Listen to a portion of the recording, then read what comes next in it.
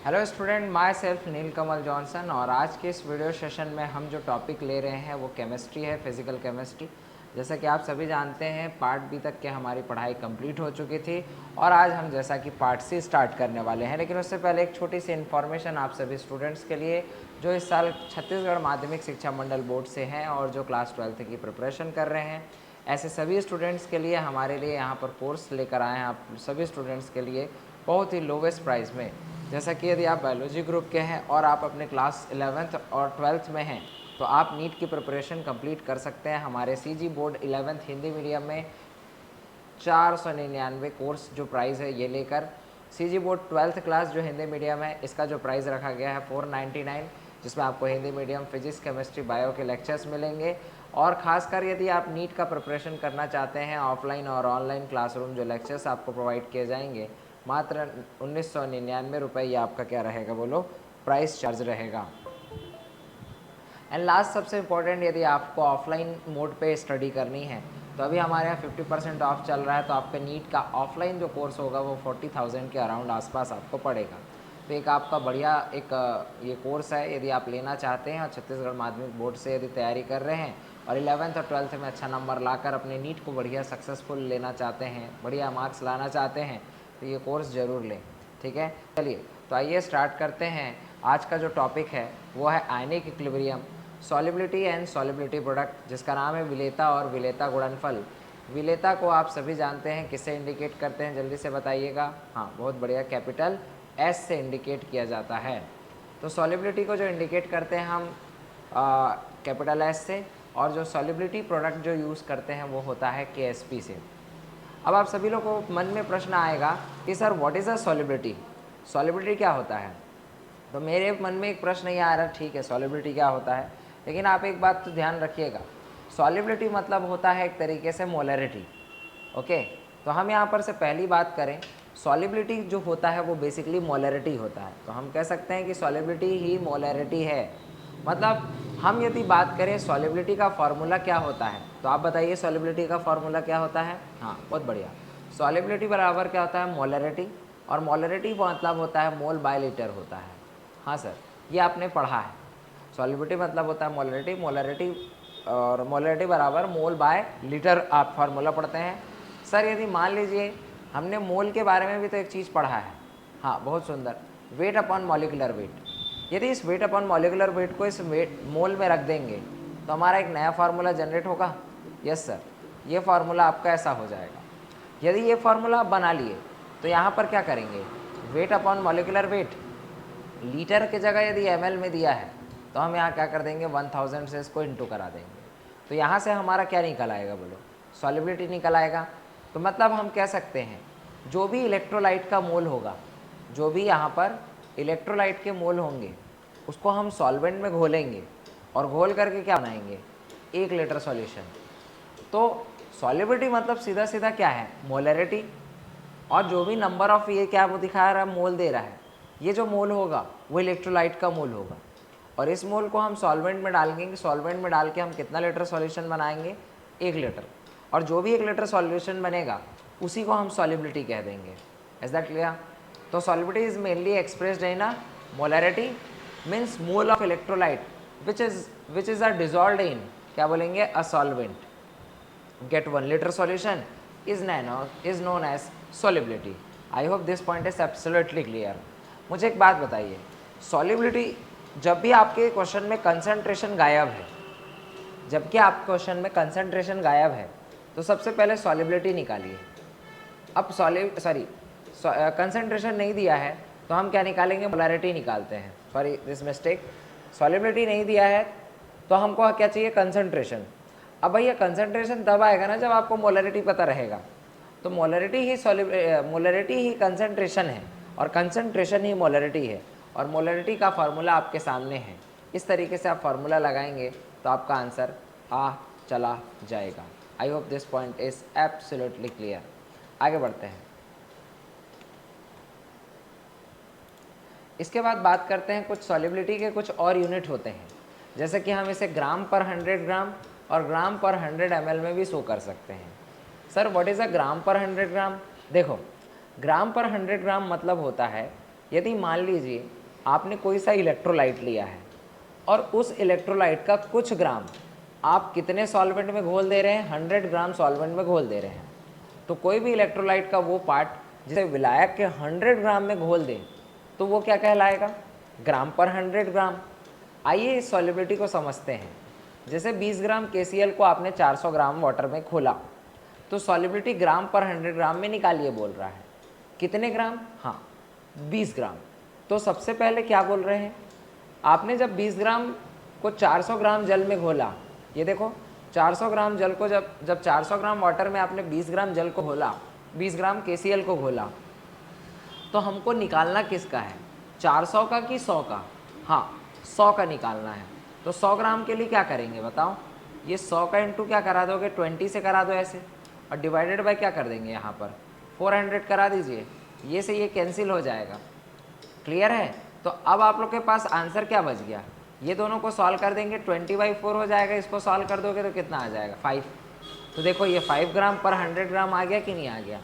हाँ ये वही वाली बात है, इतने रुपए में इतना आम तो इतने रुपए में कितना आम। तो ऐसे क्वेश्चन लगाकर आप क्या कर सकते हैं, इसका आंसर ला सकते हैं। तो ये आपको कंसेप्ट समझ में आया। यदि सेम टू सेम चीज़ सर यदि यहाँ पर ये ना पूछ कर यदि ग्राम पर 100 ml में पूछता तब क्या होता, हाँ ये भी बात सही है। सेम टू सेम केस हम यहाँ पर भी अप्लाई करते हैं। यदि ग्राम पर 100 ml में बात करता तो किसी भी चीज़ को हम किस में डालते बताओ, 100 ml सॉल्यूशन में। कितने ml सॉल्यूशन में, 100 ml में। तो जिसको भी आप 100 ml में डालेंगे वो क्या कहलाएगा, ग्राम पर 100 ml कहलाएगा। क्या बात समझ आ रही है।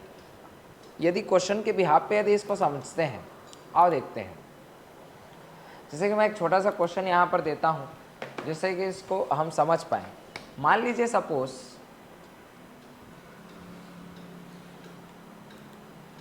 सपोज यदि मैंने आपको 20 ml दिया है, 20 ml में मैंने कितना 10 ग्राम को क्या कर दिया, डिज़ोल्व किया है। यदि 20 ml में आपने 10 ग्राम को 20 ml में क्या किया है, डिज़ोल्व किया है, तो इसकी सॉल्युबिलिटी हमको ग्राम पर 100 ml में लाके दिखानी है। तो ग्राम पर 100 ml में कैसे दिखाएंगे बोलो, हाँ क्या करना बोलो, 100 ml का निकालना। अब 100 ml का कैसे आएगा, तो 100 इंटू क्या कर देंगे बोलो, 10 कर देंगे, डिवाइडेड बाय क्या हो जाएगा 20। तो ये से ये कट जाएगा कि नहीं कट जाएगा, और ये से ये कट जाएगा। तो आंसर कितना आ गया 100 ml में 50 ग्राम। समझ में आ रहा है। इतने रुपए में इतना तो इतने रुपए में कितना, इस तरीके से हम क्वेश्चन सॉल्व करेंगे जब भी सॉल्युबिलिटी बनाएंगे। आई होप ये पॉइंट भी आपको समझ में आया होगा। अब एक आता है next point, saturated solution. What is a saturated solution. Saturated मतलब होता क्या है, जब किसी भी इलेक्ट्रोलाइट को आप किसी चीज़ में घोल रहे हैं तो वो जब उसकी मैक्सिमम सॉल्युबिलिटी यदि उसमें प्रेजेंट है, मतलब ऐसा सॉल्यूशन जिसमें आप इलेक्ट्रोलाइट को हम मैक्सिमम क्या कर पाएँ, घोल पाएँ, और उसकी मैक्सिमम अधिकतम घुलनशील मात्रा उसमें उपस्थित हो, मतलब डिज़ोल्व हो जाए, तो उसको हम सैचुरेटेड सॉल्यूशन कहते हैं। इसको भी 3 पार्ट में डिवाइड किया जाता है, किसके बिहाफ पे, सॉल्युबिलिटी के बिहाफ पे। अब सॉल्युबिलिटी के बिहाफ पे इलेक्ट्रोलाइट 3 तरीके का होता है, जिसकी सॉल्युबिलिटी 0.1 से क्या आती है बोलो, ज़्यादा आती है। जिसकी सॉल्युबिलिटी 0.1 से ज़्यादा आती है वो कहलाता है सॉल्युबल इलेक्ट्रोलाइट। जिसकी सॉल्युबिलिटी 0.1 से 0.01 के बीच हो रही है वो कहलाता है पार्शियल सॉल्युबल इलेक्ट्रोलाइट। और जिसकी सॉल्युबिलिटी 0.01 से भी क्या आ रही है, कम आ रही है, तो इसको बोलते हैं अपन लोग स्प्रिंगली सॉल्युबल इलेक्ट्रोलाइट। तो this is a Sprüngli soluble electrolyte के नाम से इसे जाना जाता है। अब यदि हम आगे बढ़ें कि यदि क्वेश्चन को देखा जाए कि ये इलेक्ट्रोलाइट के बारे में तो हम पढ़ रहे हैं सर, लेकिन इसमें हम किस तरीके से सॉल्युबिलिटी इक्विलिब्रियम निकाल सकते हैं। तो मान लीजिए आप लोग के पास एक AB सॉल्युबल इलेक्ट्रोलाइट है, कैसा, स्प्रिंगली है। इसको आपने वाटर में डाला, वाटर में डालते ही ये किस में टूट गया, प्लस और माइनस में। तो प्लस और माइनस में टूटा है, तो बताइए ये डिज़ोल्व पार्ट है और ये अनडिज़ोल्व पार्ट है। इन दोनों के बीच जो भी इक्विलिब्रियम बनेगा उसी को क्या बोल देंगे, सॉल्युबिलिटी इक्विलिब्रियम। तो what is the solubility equilibrium, जब किसी स्प्रिंगली सॉल्युबल इलेक्ट्रोलाइट को जब हम वाटर में डालते हैं तो वो क्या होता है, ब्रेक हो जाता है। तो ये ब्रेक हुए पार्ट और नॉन ब्रेक हुए पार्ट, इन दोनों के बीच जो इक्विलिब्रियम बनता है उसी को बोलते हैं सॉल्युबिलिटी इक्विलिब्रियम। क्या बोलते हैं इसको? Solubility equilibrium. तो सॉल्युबिलिटी इक्विलिब्रियम समझ में आ गया है। सॉल्युबल और नॉन सॉल्युबल के बीच जो भी इक्विलिब्रियम स्थापित होगा या जो भी इक्विलिब्रियम बनेगा उसी को सॉल्युबिलिटी इक्विलिब्रियम कहेंगे, है ना भाई? बात समझ में आ रही है। अब यदि मान लीजिए यहाँ पर से यदि क्वेश्चन सॉल्व करते हैं हम, ए और बी है, अब ए और बी आपके पास दिया है, इसको तोड़ेंगे तो इसका सबसे पहले क्या निकलता है? Ionic product. आयनिक प्रोडक्ट जो होता है वो क्या होता है? ए प्लस और क्या होता है? B minus. हाँ, सैचुरेटेड सॉल्यूशन है तो हम Q बराबर क्या करेंगे? KSP का क्या करते हैं? यूज़ करते हैं। मतलब Q जब आपका सैचुरेटेड सॉल्यूशन दिया है तो वहाँ पर Q और KSP आपस में क्या होता है? बराबर होता है। ये बात आपको समझनी है। चलिए एक क्वेश्चन लेते हैं। मान लीजिए आपके पास एक स्प्रिंगली क्या है? सॉल्युबल इलेक्ट्रोलाइट है। क्या दिया है? AX दिया है और देखो BY दिया है। इसको ब्रेक करेंगे तो कैसे करेंगे? जो नीचे है वो ऊपर और ऊपर है वो नीचे, तो YA प्लस सॉरी यहाँ पर से यदि हम इसे निकालें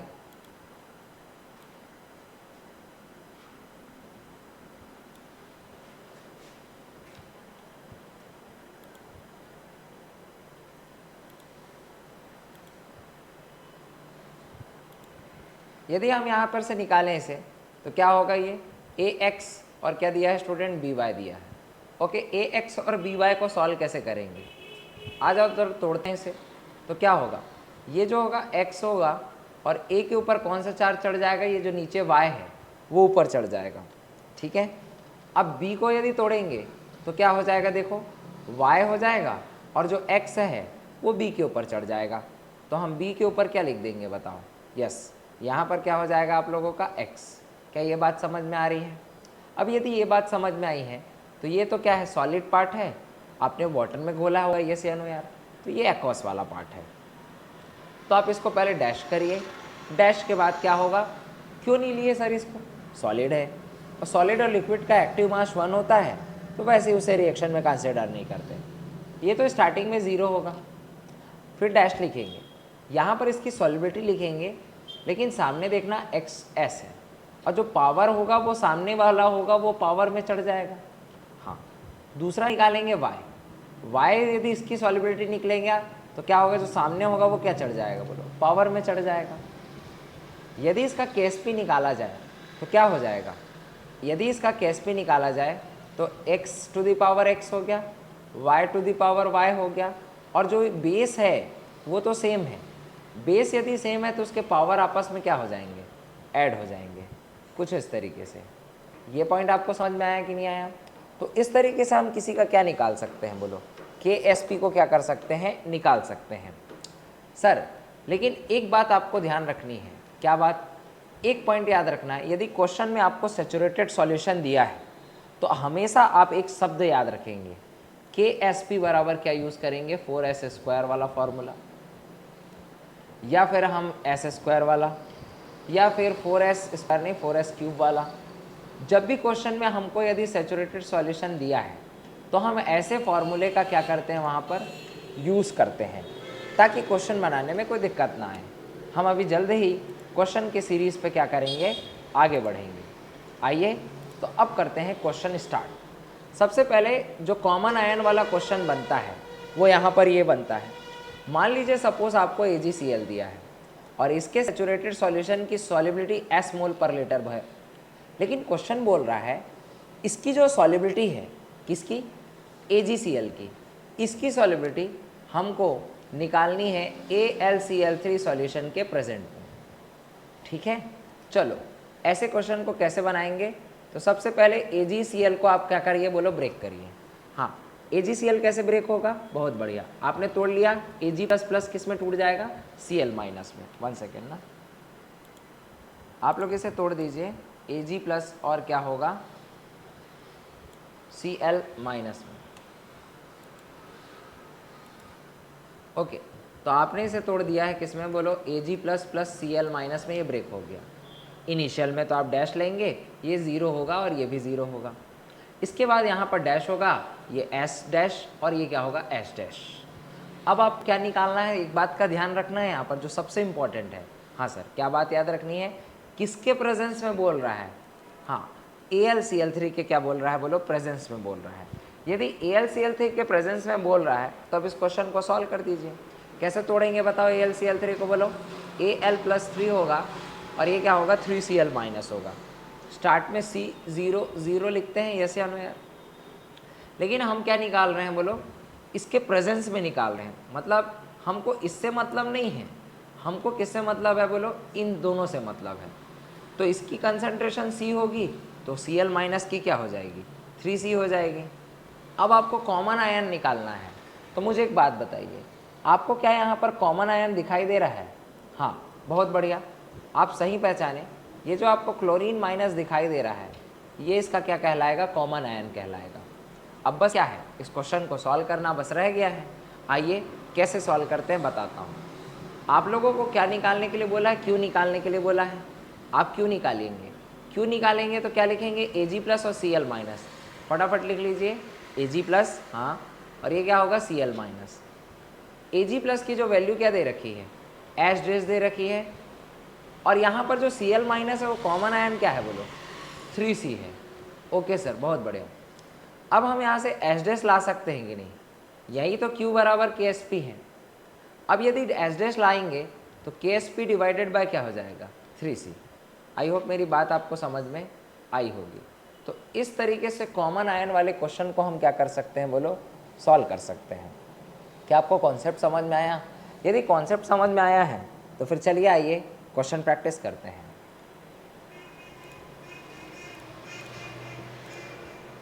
ये रहा आपके स्क्रीन पे एक बढ़िया क्वेश्चन, पढ़िए क्वेश्चन। AgCl के संतृप्त विलयन का विलेयता 8 × 10⁻⁶ है। क्या बोलेंगे, solubility product of saturated solution of AgCl 8 × 10⁻⁶ molar square. तो क्या बोल रहा है, सॉल्युबिलिटी निकालनी है 0.01 NaCl के प्रेजेंस में, then find out solubility in the presence of NaCl solution. चलिए, जो पूछा है उसी पैटर्न पे मैंने आपको क्वेश्चन दिया है। AgCl को ब्रेक करिए पहले तो। यदि आप AgCl को ब्रेक करने पे सफल हैं तो आपका आंसर आ जाएगा। Ag+ क्या होगा, Cl- होगा, ये आपका डैश होगा और ये 0 और ये 0 होगा, फिर डैश, यहाँ पर S और यहाँ पर क्या आएगा, S- आएगा। किसके प्रेजेंस में बोल रहा है, हाँ सर, तो यहाँ पर जिसका प्रेजेंस बोला है वो NaCl है, और NaCl को तोड़ने में डरना नहीं है, Na+ क्या हो जाएगा बोलो, Cl- हो जाएगा। यहाँ तक बात समझ में आ गई सर। फिर डैश कंसंट्रेशन लिखना तो आपको आता ही है, हमको इन दोनों से मतलब है, तो ये क्या होगा 0, और यहाँ पर हम आंसर क्या लिख देंगे बताओ, C, और ये क्या होगा C। मुझे एक बात बताइए, कॉमन आयन आपको क्या दिखाई दे रहा है यहाँ पर, अगेन Cl- दिख रहा है कि नहीं दिख रहा है। ओके, यदि ये कॉमन आयन है सर तो हम यहाँ पर से क्या लाएंगे, फिर जल्दी से बताइए। यस सर, Q = Ksp पढ़ा है आपने, हाँ या ना बोलो। अब यदि इस फॉर्मूले का यूज़ करना है तो हमको क्या लिखना पड़ेगा, Ag+ और ये क्या होगा, Cl- हमने लिख दिया। Ag+ का डाटा देखो क्या दे रखा है, हाँ क्या दे रखा है बताओ, S- दे रखा है। इस S- को यहाँ पर रख दीजिए। Cl- क्या दे रखा है, C दे रखा है। अब यहाँ से आप यदि S- का वैल्यू लाएंगे तो क्या होगा, देखो ज़रा नीचे से देखो, यहाँ पर देखो ज़रा, हाँ हाँ, यहाँ पर मैंने Ksp लिखा है, तो इस S- का वैल्यू क्या लिखूंगा जल्दी से बताओ, Ksp डिवाइडेड बाय क्या होगा, C। अब आपको क्वेश्चन में क्या दिया है, 8 × 10⁻, कितना दे रखा है, -6। कंसंट्रेशन, हाँ सर, अभी कंसंट्रेशन कैसे पता चलेगा, कंसंट्रेशन यहाँ से पता चलेगा। अब NaCl का वैल्यू कितना दे रखा है, देखो जरा, 0 पॉइंट क्या दे रखा है, 0.1 दे रखा है। तो जो इसका डाटा होगा क्या वही डाटा इस C का भी होगा, हाँ सर, तो ये क्या होगा 0.01 हो जाएगा, और इसको यहाँ पर रख दीजिए। तो 10⁻ कितना हो गया, -2, तो आंसर कितना हो जाएगा, जब ये ऊपर चल देगा तो 10⁻ क्या हो जाएगा, 2 हो जाएगा, और 6 में जब 2 गया तो आंसर कितना हो जाएगा, 10⁻⁻4। तो ये आपका क्या होगा आंसर। समझ में आया? तो ऐसे ही सिंपल क्वेश्चन हमको क्या करने हैं बोलो, सॉल्व करने हैं। जो दिया है उसे अप्लाई करिए, जो दिया है उसे अप्लाई करिए, आपका आंसर आ जाएगा। चलिए इसी पैटर्न पे और एक क्वेश्चन करते हैं। ये आपके स्क्रीन पे रहा, ये बेरियम सल्फेट का सैचुरेटेड सॉल्यूशन है, हिंदी तो लिखा है, मैं इंग्लिश में बोलता हूँ। Saturated solution, solubility product of saturated solution barium sulphate bracket में लिखिएगा 1.44 इंटू 10⁻⁻12 है, इसको सुधार लेना, ये -12 है। बोल रहा है सल्फेट आयन का कंसंट्रेशन कैलकुलेट करना है, तो find out concentration of sulphate ion. Question में कुछ नहीं दिया है, KSP का डाटा दे रखा है, कितना दे रखा है 1.44 इंटू 10⁻⁻, क्या दे रखा है स्टूडेंट 12 दे रखा है। आपको पूछा क्या है, इस सल्फेट आयन का कंसंट्रेशन पूछा है, निकालते हैं। चलो सबसे पहले जो दिया है उसे तोड़ो। एक बात याद रखिएगा, जब भी सॉल्युबिलिटी प्रोडक्ट का आप क्वेश्चन सॉल्व कर रहे हैं तो आप उसको तोड़ना याद होना चाहिए। तो आ जाओ तोड़ लेते हैं। बेरियम सल्फेट को यदि हम ब्रेक करेंगे तो सबको पता है कैसे टूटेगा, Ba+2 प्लस क्या होगा SO4 2-। अब यदि इसको आपने तोड़ लिया है तो क्या लिखते हैं बोलो, शुरू में अपन लिखते हैं डैश, ये क्या होगा 0, ये क्या होगा 0, फिर क्या लिखेंगे बताओ डैश, ये क्या होगा एस डैश, और ये क्या होगा एस डैश। चलिए अब जो बोला है उसको फॉलो करिए। आपको KSP दिया है, पूछ क्या दे रखा है, ये जो सल्फेट है इसका डाटा लाना है, इसका कंसंट्रेशन लाना है। मुझे बताइए कैसे आप इस क्वेश्चन को सॉल्व करेंगे। 1 मिनट है आपके पास, 30 सेकेंड है, सॉल्व करिए एक बार फटाफट। चलो भाई जल्दी जल्दी, कैसे सॉल्व करेंगे। इतना तो दिख गया है सर कि जो SO4 2- है, इसी का डाटा ही क्या है बोलो सॉल्युबिलिटी है। और सॉल्युबिलिटी मतलब क्या है, यहाँ से ला सकते हैं फॉर्मूले से। KSP बराबर कौन सा फार्मूला लगेगा, ये AB टाइप है तो हम कौन सा, ये A और B टाइप है ना भाई, तो ये तो S² फार्मूला लगेगा। चलिए क्वेश्चन सॉल्व करिए, आपको सब समझ में आ जाएगा। हाँ सर यहाँ पर S दिया है तो देखो ना सॉल्युबिलिटी तो आ जाएगा, बहुत बढ़िया सर। तो S का वैल्यू को रख दीजिए 1.44 इंटू 10⁻⁻, कितना हो जाएगा 12 हो जाएगा। तो S का डाटा कितना आ जाएगा 1.2 आ जाएगा। यहाँ पर 1.44 को यदि सॉल्व करें या फिर इसको यदि इधर कर दूँ तो 10⁻14 हो जाएगा, यदि समझना है ऐसे भी समझ सकते हो। यदि डेसिमल को इधर कर दूँ तो 10⁻- क्या होगा 14 होगा, तो सीधा सीधा मैं क्या लिख दूंगा 12 लिख दूंगा, और ये 10⁻14 कितना हो जाएगा 10⁻7। यदि इसका ऑप्शन ये ना मिले तो आपको ये भी मिलेगा, तो भी आंसर क्या होगा बोलो सही होगा। क्या मेरी बात आपको समझ में आ रही है। तो इसका आंसर जो बनेगा वो क्या बन जाएगा 1.6 into 10⁻6। I hope this point is absolutely clear. यहाँ तक मेरे ख्याल से कोई डाउट होना नहीं चाहिए। क्या मेरी बात आपको समझ में आ रही है। तो इसका आंसर सही जाएगा 1.2 इंटू 10⁻6।